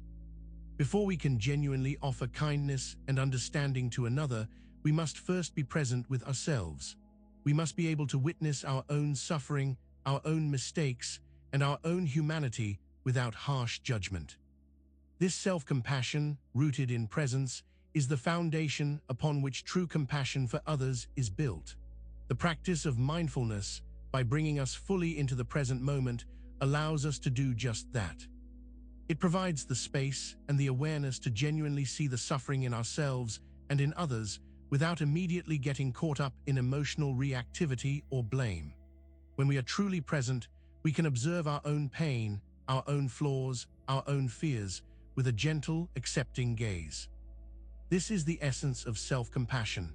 It's not about condoning our mistakes, but about acknowledging our shared human vulnerability. Think of the monk sweeping leaves. If he were filled with self-criticism, judging his sweeping as inadequate or his progress too slow, he would be suffering. But if he approaches the task with presence and a recognition of his own humanity, his sweeping becomes an act of gentle engagement with himself and his surroundings. This presence allows for an inner kindness, a self-compassion. This embodied presence, this ability to be with ourselves as we are, is what then allows us to extend that same quality of awareness and kindness to others. When we are not consumed by our own inner drama, we have the capacity to truly see and respond to the experiences of those around us. Compassion is not pity. It is not about feeling superior to others or about trying to fix them. It is a deep recognition of our shared humanity, our shared vulnerability, and our shared capacity for both suffering and joy. And this recognition can only arise from a place of grounded presence. When we are distracted, lost in our own thoughts, or driven by our own unmet needs, our capacity for genuine compassion is diminished. We may offer superficial gestures of kindness, but they lack the depth and authenticity that come from true present moment awareness. The act of listening mindfully, of truly being present with another person, is itself a profound act of compassion. It offers them the gift of our undivided attention, a rare and precious commodity in our fragmented world. This presence allows us to see the suffering behind another person's actions. Instead of reacting with judgment or anger when someone behaves difficultly, presence allows us to pause, to observe, and to consider what might be driving their behavior, perhaps fear, pain, or misunderstanding. So the next time you wish to offer kindness to another, begin by cultivating your own presence. Turn your attention to your breath, to your body, to the present moment. In that cultivated awareness, you will find the wellspring of compassion ready to overflow from within you. This compassionate presence, this ability to see clearly and respond with kindness, is nurtured by a calm and clear mind. And the path to that clarity often begins with stillness and the quieting of our inner noise, which is what we will explore next. Our minds are like a pond that has been churned up by a storm. Muddy, turbulent, and opaque, it offers no reflection, no clear view of what lies beneath the surface. We are so accustomed to this internal turbulence that we often believe it is the natural state of our consciousness. But clarity, the ability to see things as they truly are, to understand our own minds, and to make wise decisions, is not found in the midst of chaos. It emerges only after the storm subsides, after the waters have settled. Clarity, in essence, only comes after quieting. The Buddha's teachings consistently point towards the necessity of calming the mind to gain insight. When our minds are racing, when they are filled with a cacophony of thoughts, emotions, and distractions, our perception is distorted. We are unable to discern truth from illusion, fact from fabrication. The practice of mindfulness, by guiding us to focus on the breath or bodily sensations, acts as a gentle wind that calms the turbulent waters of the mind. It doesn't eliminate the thoughts or emotions entirely, but it shifts our relationship to them, allowing them to pass without taking them as absolute reality. Think of the monk sweeping leaves. His focused, repetitive action is a form of quieting. It brings his attention to the present, steadying his mind. In that steadiness, he can observe the leaves, the garden, and his own inner state with a clarity that would be impossible if he were simultaneously juggling 50 different thoughts. When the mind is quieted, the obscuring clouds of our usual mental chatter dissipate, revealing the clear blue sky of awareness. In this state of stillness, insights naturally arise. We begin to see the patterns of our own conditioning, the roots of our suffering, and the path towards greater well-being. This quieting is not about suppressing thoughts or emotions. It is about creating space, about allowing the mind to settle naturally. It is like allowing silt to settle in a disturbed body of water. While the water is disturbed, no reflection is possible. But as the particles settle, a clear reflection emerges. The ego, which thrives on the noise and drama of constant thought, often resists this quieting. It finds the stillness unnerving, the lack of mental activity a threat to its sense of self. But it is precisely within this stillness that our truest sense of self, our awareness, begins to shine through. This clarity allows us to discern what is essential from what is trivial. It helps us to make decisions from a place of wisdom rather than impulsivity. It allows us to respond to life's challenges with a steady hand and a clear mind. The journey towards clarity is a journey towards stillness. It requires patience and consistent practice. It means returning to the breath, returning to the body, returning to the present moment, again and again, until the waters of the mind begin to settle. And as our minds grow clearer, we become more attuned to the subtle ways we operate. Our habits, both mindful and unmindful, begin to reveal themselves more clearly, which is the subject of our next section, exploring how our habits reflect our mindfulness. We are creatures of habit. From the moment we wake up to the moment we fall asleep, our lives are largely governed by patterns of behavior, thought, and emotion that we have cultivated over time. These habits, often performed unconsciously, are the fingerprints of our inner landscape. The practice of mindfulness is not solely about formal meditation sessions. It is about bringing conscious awareness to all aspects of our lives, including our ingrained habits.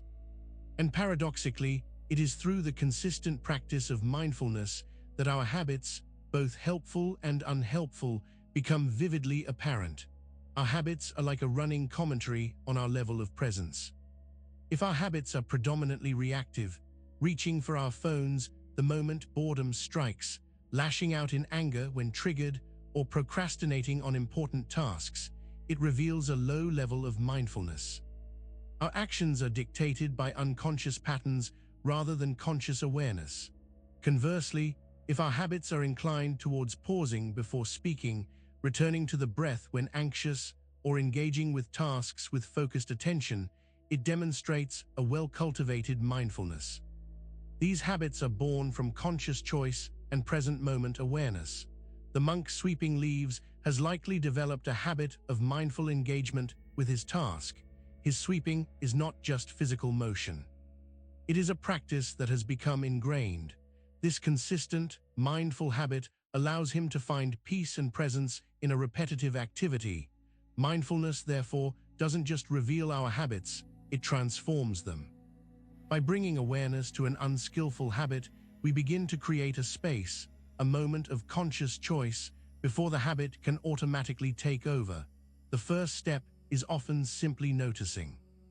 Noticing the urge to engage in a particular behavior, noticing the feeling that precedes it, noticing the pathway the habit usually takes. This noticing is the seed of change. For example, if your habit is to compulsively check social media, mindfulness allows you to notice the urge. There's the urge to check my phone. Instead of immediately acting on it, you pause.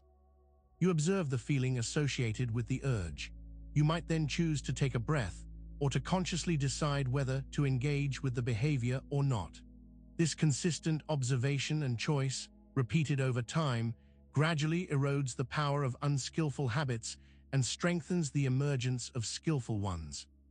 Our habits become less about unconscious programming and more about conscious cultivation.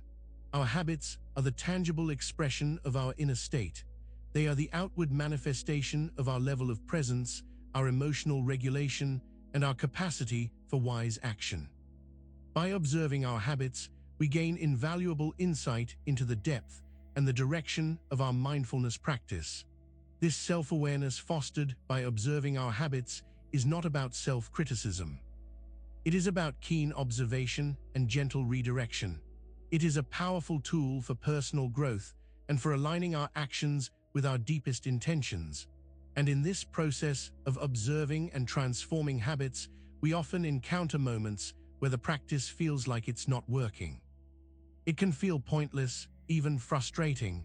This feeling is so common, it leads us to our next section, where we'll explore why mindfulness can feel pointless until it doesn't. We begin a mindfulness practice with hopes, perhaps even expectations, of feeling calmer, more focused, and a general sense of well-being. We might spend weeks or months diligently practicing, focusing on our breath, observing our thoughts, diligently sweeping leaves. And yet often, the expected transformation doesn't arrive. Instead, we might find ourselves more aware of our discomfort, more attuned to our anxieties, or simply feeling bored and restless.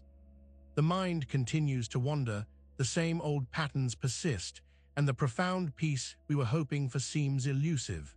It's at these moments that mindfulness can feel utterly pointless. This feeling of pointlessness is a common hurdle on the path of mindfulness.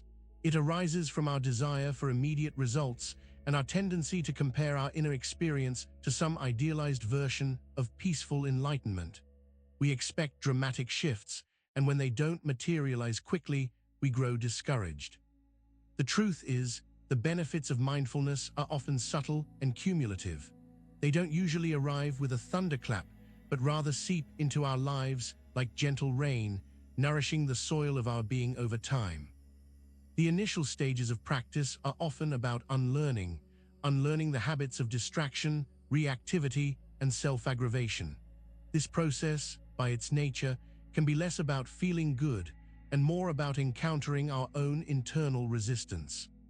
The monk sweeping leaves, if he only ever found joy in the idea of a perfectly clean garden and became disheartened by the ongoing task, would likely abandon his sweeping long before any sense of peace could settle in. It is the continuation, despite the perceived lack of immediate progress, that matters. At the heart of this feeling of pointlessness is often a misunderstanding of what mindfulness is. It is not about achieving a permanent state of bliss or emptying the mind of all thoughts.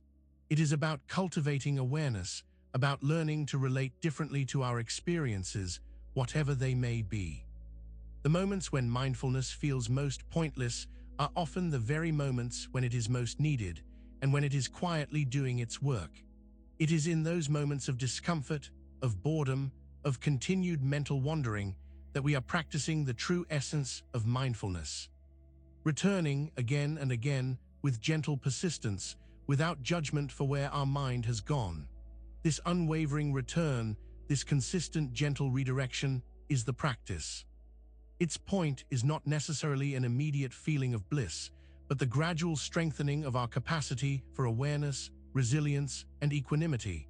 Then, one day, often without fanfare, we notice a difference. Perhaps we react to a stressful situation with a little less intensity. Maybe we find a flicker of enjoyment in a previously mundane task. Or perhaps, in a moment of quiet, we simply feel a sense of ease that wasn't there before. It is in these subtle shifts, these quiet moments of recognition, that we realize mindfulness was never pointless at all. It is in these unfolding moments, when we begin to see the tangible effect of our consistent, albeit sometimes uninspired, practice, that we understand its true value. Until that point, we are simply cultivating the ground. The harvest comes later. And this gradual unfolding of peace and clarity often involves a realization that our usual ways of approaching life are fundamentally flawed. We try to solve our problems by thinking them through, by analyzing, by strategizing. But this leads us to the next section, which highlights a crucial truth. You can't think your way into presence. Our rational minds are powerful tools. They allow us to solve complex problems, build intricate systems, and navigate the physical world. We are conditioned to believe that thinking is the primary means of understanding, and that the more we analyze, the closer we get to truth and solutions. However, when it comes to experiencing presence, to finding peace, and to truly understanding ourselves, thinking your way there is often the very thing that keeps us from arriving. Presence is not a concept to be grasped intellectually. It is an experience to be lived. Try to think your way into presence right now. Focus intensely on the idea of being present. What happens? Your mind will likely begin to generate thoughts about presence, about whether you are doing it correctly, about what it should feel like. You become preoccupied with the concept of presence rather than the experience of it. The ego, as we've discussed, thrives on thought. It loves to analyze, categorize, and strategize. It believes that by thinking about presence, it can somehow achieve it. But this is like trying to taste an apple by reading its nutritional information. The monk sweeping leaves doesn't think about sweeping. He doesn't analyze the physics of the broom or the optimal angle of approach. He simply sweeps. His presence arises from his direct engagement with the action, not from intellectual contemplation of it. True presence is a state of direct apprehension, of being fully immersed in the sensory and experiential reality of the moment. It is an embodied experience, not an intellectual one. It arises from awareness, not from analysis. When we are constantly thinking, we are inevitably lost in the past or the future, in our interpretations or judgments. Our thoughts become the filters through which we perceive reality, preventing us from experiencing it directly. The path to presence is paved with practice, with gentle redirection, with the consistent, non-judgmental return to our anchor, whether it be the breath, bodily sensations, or the activity at hand. It's through these practices that our minds begin to quiet, creating the space for presence to arise. We can understand the teachings about presence intellectually, and that understanding can motivate us to practice. But the actual experience of presence cannot be achieved through further thinking or analysis. It is more akin to arriving somewhere rather than figuring it out. Consider the difference between reading a map and actually walking the path. The map can provide knowledge, but only by walking the path do you experience the terrain, the sights, the sounds, the feeling of the journey. Presence is the walking of the path. Thinking is rereading the map. The more we try to think our way into presence, the more we engage in the very mental activity that pulls us away from it. It's a paradoxical loop that can be broken only by shifting our focus from thinking about presence to simply being present through practice. This realization is empowering because it shifts the locus of our seeking. Instead of engaging in endless mental gymnastics, we can engage in simple, consistent practice. We can trust that through direct experience, presence will reveal itself. And this direct experience, this inhabiting of the present moment, leads us to the understanding of true freedom, because true freedom isn't about having choices. It's about being able to stay with what is, which is the focus of our next section. We often equate freedom with the ability to choose, to have options, to escape difficult situations. We believe that freedom lies in having control over our circumstances, in being able to move away from what is unpleasant and towards what is desirable. But in Buddhist teachings, true freedom is understood very differently. It is not the freedom from difficulty, but the freedom to be with whatever is, without resistance or aversion. It is the ability to remain present and centered, regardless of external conditions or internal turmoil. Think of a courageous sailor who can navigate any storm. Their freedom isn't in wishing the storm away, but in their skill and resolve to stay with the ship, to manage its course, and to endure the challenging conditions. Their freedom lies in their capacity to remain with what is. Our common understanding of freedom often leads us to chase after pleasant experiences and flee from unpleasant ones. This constant pursuit and avoidance creates a restless, unsatisfied existence. We are always looking for the next better thing, always running from the next difficult thing. True freedom, conversely, is found in the ability to meet any experience, whether it feels pleasant, unpleasant, or neutral, with an open heart and a steady mind. It is the absence of internal struggle, the cessation of our fight against reality. The monk sweeping leaves, when he is fully present, finds freedom in the act itself. He is not bound by the desire for the task to be over, nor by the fear of future leaf fall. He is free to simply be with the act of sweeping, to experience it fully. His freedom is in his capacity to stay with the present task. This freedom is not about apathy or resignation. It is about profound strength and resilience. It is the ability to remain uncontaminated by the ups and downs of life, to maintain an inner equilibrium even when external circumstances are chaotic. When we are addicted to escaping discomfort, we create a fragile sense of self, dependent on favorable conditions. True freedom, however, builds an inner resilience that is unshakable, because it is not dependent on the external world conforming to our desires. This capacity to stay with what is cultivated through consistent mindfulness practice. Each time we choose to be present with a difficult emotion, a challenging thought, or an uncomfortable sensation, we strengthen this inner freedom. We learn that we can, indeed, weather any internal or external storm. The opposite of true freedom is not constraint, but aversion. It is our inability to tolerate what arises within us and around us that binds us. When we can willingly and calmly remain with whatever is arising, we dismantle the chains of our own resistance. This is the freedom that allows us to engage with life fully, without being held captive by our fears or constantly chasing after fleeting pleasures. It is a freedom rooted in acceptance, awareness, and an unshakable inner peace. And this profound inner freedom, this capacity to fully inhabit the present moment, leads us to the understanding that the present moment itself is not merely a point in time, but a doorway, a portal to deeper reality. This is the subject of our next section. We tend to view moments as mere stepping stones, transient points on a linear timeline leading us from the past to the future. We see them as things to get through, to endure, or to achieve something within.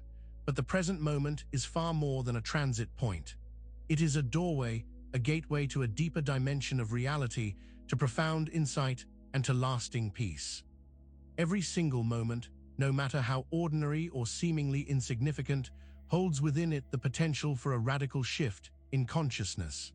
It is the only access point we have to experience life fully, to connect with ourselves, and to understand the nature of existence. The teachings consistently point us back to the present, not as a place to simply linger, but as the very threshold of awakening.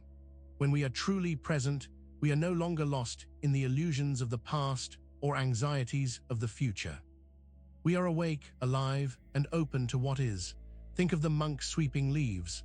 For him, the act of sweeping is not just a task, it is the portal through which he experiences direct reality. Each movement, each falling leaf, is an invitation to engage more deeply with the present, to step through the veil of distraction and into the clear light of awareness. The doorway of the present moment is always open. It requires no special conditions, no grand achievements, no pilgrimage to a distant land. It is here, now accessible with every breath, every sensation, every conscious thought. The challenge lies in our habitual tendency to keep looking away from the doorway, to get caught up in the scenery of our minds, the replays of yesterday, the plans for tomorrow. We are so busy trying to imagine what is beyond the door that we fail to step through it. When we consciously choose to be present, to pay attention to what is happening right here, right now, we open that door. And what lies beyond is not a magical realm, but the profound clarity of existence itself. We begin to see the interconnectedness of all things, the impermanence that underlies all phenomena, and the inherent peace that is already within us. This is not about escaping reality, it is about entering it more fully. It is about disengaging from the mental constructs that obscure our direct experience and instead embracing the raw, unfiltered reality of the present. The doorway of the moment invites us to surrender our busyness, our expectations, and our attachments. It asks us to simply be, to witness, to experience. In this surrender, we find a freedom that is not dependent on external circumstances. This is the essence of living fully. It is about recognizing that life is not a journey towards a future destination, but a profound present experience that unfolds in each moment. And each moment is a doorway, an invitation to awaken. This profound understanding of the present moment as the ultimate gateway then leads us to a single, all-encompassing instruction, one that echoes through all teachings and practices. The simple, yet infinitely profound, act of returning. This is the essence of all that follows. We've journeyed through the landscape of our minds, exploring the roots of suffering, the power of presence, and the nature of true freedom. We've seen how our attachments to the past and future, our illusions of control, and our unexamined habits create cycles of dissatisfaction. We've contemplated the stillness that reveals clarity and the compassion that blossoms from presence. And through it all, a single guiding instruction has echoed, often implicitly, sometimes explicitly: return. This is the fundamental practice. When your mind wanders, as it inevitably will, you return. When you fall into old patterns of reactivity, you return. When you become lost in worry or regret, you return. It is a simple, yet profound, act of gentle redirection. The monk sweeping leaves isn't performing elaborate rituals. He is simply engaged in his task, and if his mind drifts, he gently brings it back to the broom, to the leaves, to the present moment. He returns, again and again. This constant returning is not a sign of failure. It is the practice itself. It is the muscle of mindfulness being strengthened with each moment of conscious redirection. The point is not to achieve a state of perpetual, effortless presence, but to consistently, gently, bring ourselves back to the only place that is ever truly real. The present moment. This return is an act of kindness towards your own mind. It is an acknowledgement that your mind will wander, that is its nature, but that you have the capacity to guide it, with patience and compassion, back to the anchor of your awareness. It's the breath that calls us back. It's the sensation in our hands. It's the sound of our own footsteps. It's the simple act of noticing. Each of these is an invitation to return. This instruction, return, again, is the embodiment of acceptance. It is the acknowledgement that we will falter, that we will get lost, but that the path is always available through this consistent, gentle act of coming back. It is the practice of waking up over and over again. There is no final destination to reach, no perfect state to attain. The journey is returning. The peace is not in the absence of distraction, but in the steady practice of returning to awareness. So as we conclude this exploration, remember this simple, powerful instruction. The next time you feel overwhelmed, lost, or caught in the currents of your thoughts, simply pause, take a breath, and return again and again. This is the practice. This is the path. This is peace. Make sure to subscribe for more Buddhist wisdom and hit that notification bell so you never miss the next teaching. Until then, stay present, stay peaceful, and we'll see you in the next one.